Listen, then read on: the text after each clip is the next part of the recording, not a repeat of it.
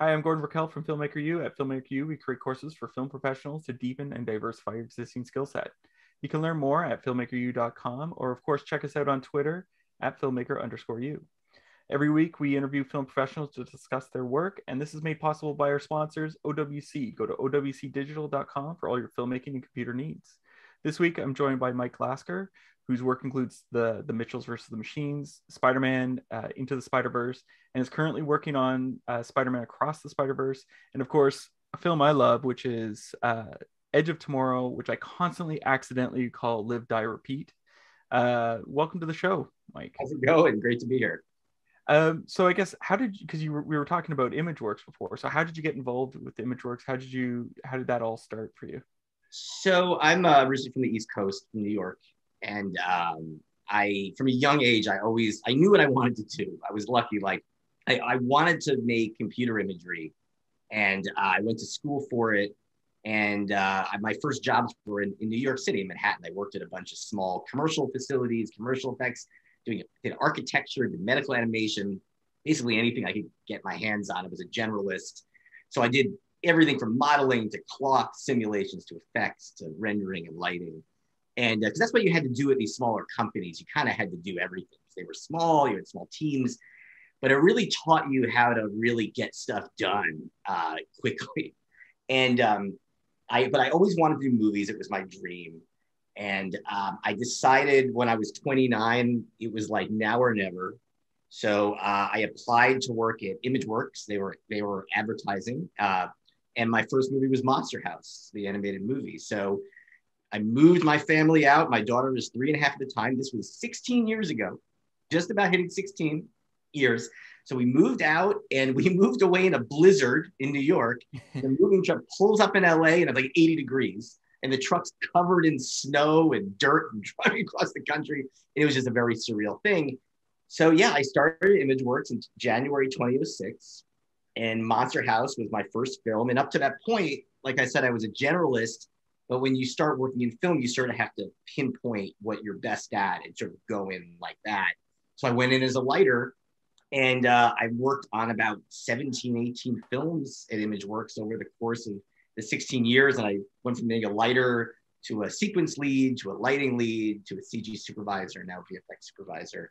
But it's just been great being able to work on live action films and animated films and really figuring out kind of what I wanted to ultimately do. But yeah, it's been a fun ride, lots of cool projects. Well, and you're working right now you're on Across the Spider-Verse, but you also worked on Into the Spider-Verse as a CG supervisor. So what did that role entail, and what did you do for that role? Yeah, so it's funny. At the time, before I got onto that project, I kind of was given some options as to what I wanted to work on next. And one of them, they'd even mention the animated film. And I'm like, well, what about this project? It sounds kind of cool. And they're like, oh, yeah, okay. So I went on to Spider-Verse as a CG soup. And I basically oversaw look development, texture paint, and I oversaw the look of picture team. So I worked really closely with Danny Dimian, who was the VFX supervisor on that.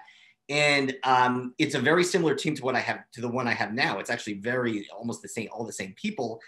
And I oversaw basically looking at the visual development artwork, analyzing it, breaking it down, and us figuring out, and we're all sitting around like, how are we going to make this happen? How are we going to bring this to life? So that was my primary job. We really had to figure out what the final look of the movie was going to be. And it's a similar process to what I did on Mitchell's, where I'll never forget it. We looked at an image of Miles's dorm room in the first movie, because you usually have a few key images that have everything the directors wanted to look like in. And we analyzed it, we broke it down, we set up rules, we set up things we could do consistently and inconsistently, like dots in the reflections and hatch lines in the shadows. And we basically started coming up with all of our tools, and although it broke it into components to figure out what we would need to develop, because that's really how you have to do it. So, and what I like to do is not even worry about the pipeline, not even worry about how we're going to get the movie done. Let's just see if we can match the painting, and then we'll figure out how to scale it up and make a movie out of it. Because I feel like creatively, that's really the goal. So that was my job on that film. It was really to oversee look of picture, asset creation. We built all the assets, put them through look dev and texture paint, but you have to figure out what's the texture paint like in this movie versus say a Hotel Transylvania. You know, what's the style and how does that relate to the look of picture style? Because they're kind of intertwined. And from modeling up through asset creation to rendering, everything has to play together cohesively for that look. So you have to start thinking about the look of picture from the very conception of your assets to the end. Well, how did you do that? Because the animation varies, right? Like we have John Mulaney's character who's Spider Pig, right, over to, you know, traditional animation to comic book style. So how did you guys tackle that and make it feel cohesive? Because it does feel cohesive. Yeah, it was tricky. We basically, the real secret to that is lighting and everything existing together. So whether it's Spider-Ham or it's Peter or it's Gwen, they're all in the shot together getting hit by all the same lights. So our tools allow us to take our renders and then apply, each character has their own recipe. So we kind of have a recipe that creates Spider-Ham versus like a Gwen or a Miles. And once they're lit, then we adapt, we apply our tools to them, bring them into the comp. And between our lighting software Katana and our comp software Nuke, we have a kind of a recipe of tools that creates their final look. But they all need to exist together, reflect off of, you know, the floor, get hit by lights, all the directionality has to line up. Otherwise, they look completely separate from each other. And you want them to look different, but also feel like they're conversing with each other, relating to each other. So that was really the challenge, is how to make them look like they're going to look, but also work together. Like Spider Noir, who's completely black and white, like no color, sitting there with his Rubik's Cube. You know, one interesting sequence that I supervised was the battle in Aunt May's house. What was interesting about that, if you watch it, all of our characters in this little living room, right? They're all crammed in there. And you see all of their different styles, like Spider Noir is on the couch, SPDR is hiding behind the couch, and they're all together. And but they all had to feel like they were in that room. So that was what was really challenging there. If we were able to do that, I felt like we were successful. What would you say was the most challenging scene in that film to tackle for you? You know, it's interesting. It was so new. So many of our tools, we were still making them and finessing them and honing them over the course of production. So, you know, you have this huge battle scene at the end, which has tons of effects, has its own challenges. But our first few sequences were even more challenging because we were still trying to land on the look of the film. So the scene in the cemetery when Miles first meets Peter, that was one of our first lighting sequences. So I would say that was actually more challenging than most of the other ones. And then just a lot of the first sequences, the first one I supervised was Miles running to Aaron's apartment. And we were just really experimenting with how graphic, how pushed, you know, what do our tools look like in the light versus the shadow? And then each lighting scenario presented different tasks. So like the cemetery sequence, it's snowing. What does snow look like with this look? So we had these very circular graphic snowflakes that we had to figure out how to make that look convincing. And we had, in the distance, you can see light poles with volumetric light coming down like a light cone. And we had dots in the atmosphere. So as you move, are the dots stuck or are you swimming through them? And we had to learn that, you know, you need a little bit of movement for it to feel like atmosphere. You never want anything to feel too locked down, like it's texture mapped on, because that just, you know, it doesn't look as natural. So I would say we had challenges at the beginning, challenges at the end, but honestly, the whole film was a challenge just because it was so new. And so our pipeline was just not designed for it. We had to kind of redo every aspect of our pipeline for it. Well, you were saying you guys created tools for it. What were some of the tools you guys had to create? You know, I think basically for Spiderverse, for Mitchell's, we really had to reinvent every aspect of the filmmaking process. So doing CG features for so many years, you start to rely on the same principles for like how you do eyes, how you do hair, how you do skin, what our depth of field tools are like, how does light fall on, off and shade an object. We use Arnold, the ray tracer, which is designed to be a very realistic looking renderer. So we're taking that and we're basically trying to break it and undo everything that looks real and bringing this graphic quality to it. So, you know, from the ground up, we just had to do everything differently. We had to come up with a new recipe for like eye highlights, and we call it iris scooping, but the scooping of light that you get in your iris. Our skin and how it shades and how all of our objects shade, where we typically get soft fall off, we had to start quantizing the normals so we could get sort of bands of light. So as the light goes from light to shadow, it's separated into bands, but then at the same time, working in our hatch lines and our dots, all the comic book graphic cues that then break up that banding. So basically, if you look at any frame in Spiderverse, you will never see a soft grad, because that's really, it goes against the graphic style. So everything needs to be styled. And the biggest challenge is at 3,000 shots, hundreds and hundreds of artists need to learn these tools and do the whole movie. You know, so every shot really poses a different challenge. And that's what makes it great, but also makes it so hard. And it was the same on the Mitchells, where really the key is to give the artist the ability to dial it themselves to camera. So not everything looks the same. You don't want everything to look like it's been templated out. And Mitchell's, like all the brushes aren't the same. All the depth of field breakup isn't the same. You want to create a box for the artist to work in, but allow them the tools to kind of dial it per shot. So the inconsistency is the consistency of it.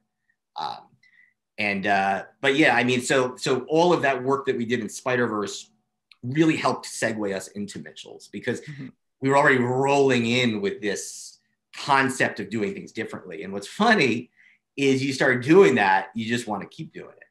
So once you've broken it all down, you want to just keep doing things and inventing and just coming up in you know, with new challenges and figuring out how to face them, basically. Now, you know, you talked about Mitchell's, and that's you know, such a great structured and storied, like well told film. So when you're you know, like we've talked about the technology, but everything comes back to story. So how do you as a creative use storytelling in your day-to-day work? I mean, I really responded to the story of that movie. When I came on, my daughter was about to go to college. That daughter was 3.5. We moved to LA. Now she's almost going to be 20. So I really loved the idea of the family, you know, of the family aspect and the challenges they were going to have to face. And the crew, we really kind of became a family. It was interesting. It sounds funny, but like it was really the most family type atmosphere I've ever had on a project, because everyone just responded to it, loved the style, loved the story, and just poured their heart into it. And the real goal of that film was to feel the hand of the artist. So whereas Spiderverse was more like comic book oriented, this was more like you want it to feel handmade, hand painted, especially like the world of the Mitchells. So we kind of had to dial our tools and create. I mean, we actually ended up creating like another entire whole tool set for that movie for the most part. That had to really look like a watercolor painting, some more illustrated, but it was just a lot of time and heart put into doing that, because you only have a set amount of time to do this. I was recently asked, do you get more time to do the movie? And what the part the look is. And I mean, not really, you know, I mean, fortunately on Across the Spiderverse, we've had a long development time, which has been great. But on Mitchell's, we really had to roll in and just analyze stuff. I mean, this image right here was kind of my key image on that movie, where we had to break it down and figure out again, how we're going to make all these things, how we're going to make these outlines and the shadows and make the tree look like it's painted. And we had to go through that same process, but it was completely different tools that time around. But I think to your original question, I think that everyone just, and this story evolved over time in all these films. You don't just start the movie and the story's done. But from the get-go, it was a really strong story.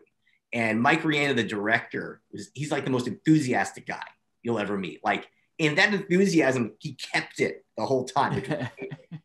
Like, he got everyone keyed into it, and with his storytelling, and it just invigorated the company. Like even before I came on the project, Mike had done a presentation where he pitched it to the company. Everyone's like, did you see the pitch? Like, people were getting excited about it. And I think it was that enthusiasm that just drove the movie the whole time, because these are long projects. They can be hard. With these types of looks, there's a lot of failure to succeed, and that's something you need to get used to. You can't hit a home run every time. So you need to sort of experiment and see what works and what doesn't. But I think it was his enthusiasm, the story that everyone loved, and just the family atmosphere, the crew, that really made it so successful. So you mentioned before, like that you were choosing projects, and that's how you got onto the Spiderverse. So what do you look for in a project when you're choosing? Yeah, I mean, I very quickly figured out that I just loved animated movies. When I worked at those smaller companies in New York, I was doing like Super Bowl commercials, like Clydesdale horses and Budweiser, and it was mostly live action. We did a few fully animated commercials, but it was mostly live action. So I was kind of in that mindset. But as my first film, when I moved here on Monster House, which in its own right was very experimental. It was actually a very primitive form of the renderer we use now. But I just fell in love with animated movies after that. And right after that, I worked on Superman Returns and then did Surf's Up, which was one of my favorite films I've ever worked on, the surfing penguins, like the waves and everything we had to figure out on that. There was a lot of new technology and stuff we had to figure out. And that was my first time I'd ever been a lead. I got to, be a lighting lead on a team, work on a lot of big shots. And I was just in love with animated movies from that point on. So, as being a lighter, and you're moving from movie to movie, you don't, at that level, I'm not really getting to choose as much. I want to keep working. So if the timing lines up and I'm going to go work on Watchmen, which was great, I'm going to go work on that. And that movie, I don't know if you're familiar with it, but like Watchmen, I got to do all the glass palace shots for Dr. Manhattan on Mars, which was a lot of fun. Wow. But yeah, I really started to love animated movies. So I worked on Clyde with a Chance of Meatballs, and I looked at Flint and really was with the core team that came up with the look of that film. And then Hotel Transylvania, the same thing. I was the look development lead and looked at Drac and Mavis and got that whole franchise going. So really started rolling. And you tend to start working with the same people who also like the animated films. And you just form relationships and you go from picture to picture. And in the animated movies they have these real family atmospheres. They're long running. You have to create everything you see on film. Like you're not going out and shooting sets and getting plates. You basically have to create everything that you see. And it's just a different type of project that I really, really loved. And I just love them. And, and now I'm getting to do what I always wanted to do, where I'm getting to work with the directors, figure out their vision, work with the crew and the teams, and just really help guide creatively what the films are going to look like. So what was your go-to cartoon then when you were a kid? It's funny, and I'm lucky because one of the directors on Across the Spiderverse is Joaquin DeSantos, who worked on Voltron. When I was a kid, I loved Voltron. I loved that. I loved the Transformers. I loved He-Man. I loved G.I. Joe. I mean, that was my era of cartoon.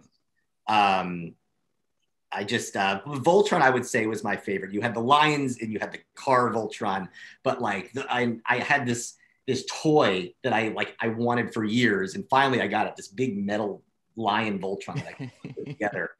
But that was really where I started to just get into the genre. Loved that. I loved Studio Ghibli movies. They were really inspirational. The museum over here in LA, the Academy Museum, has this beautiful Miyazaki exhibit. It's just, so amazing. But it was, so it was the cartoons and early anime and movies like that, like The Secret of Nim. I just loved that movie. That really got me into animation.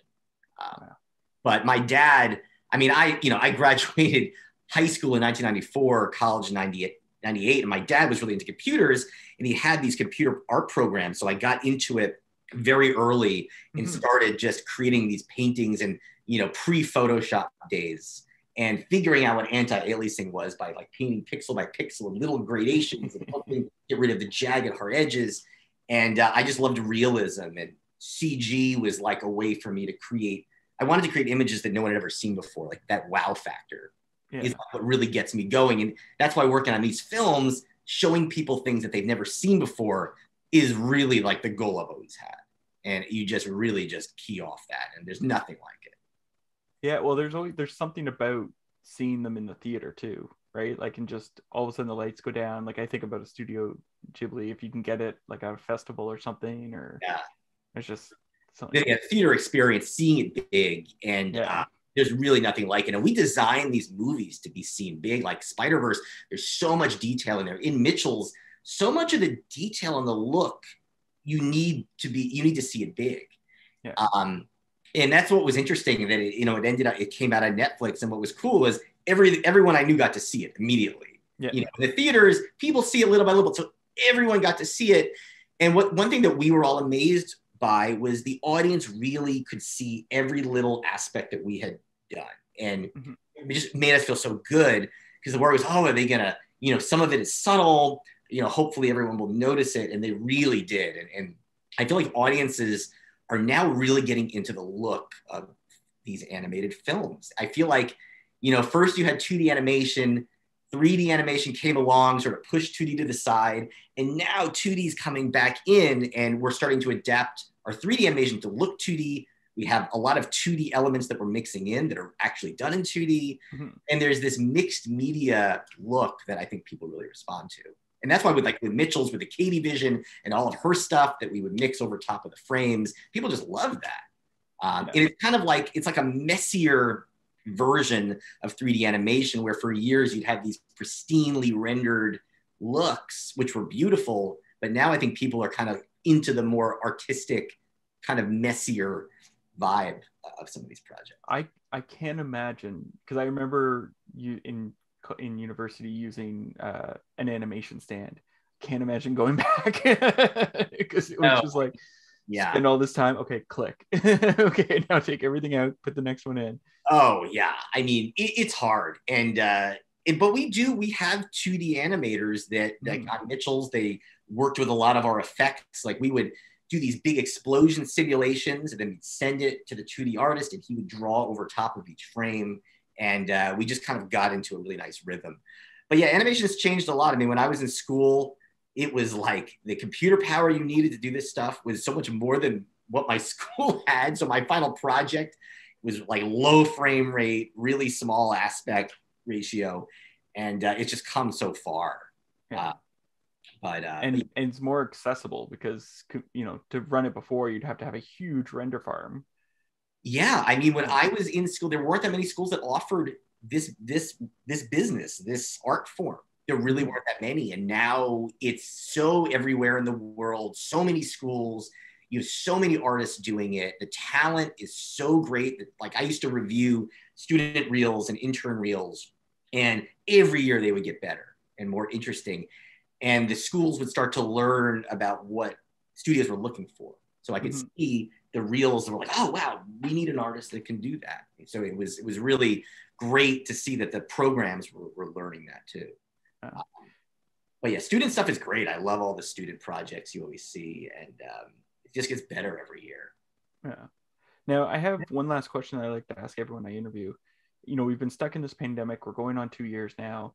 And in that time, a lot of people turn to the streaming services for entertainment. Is there a show or a movie you discovered over the last year that you think people should check out?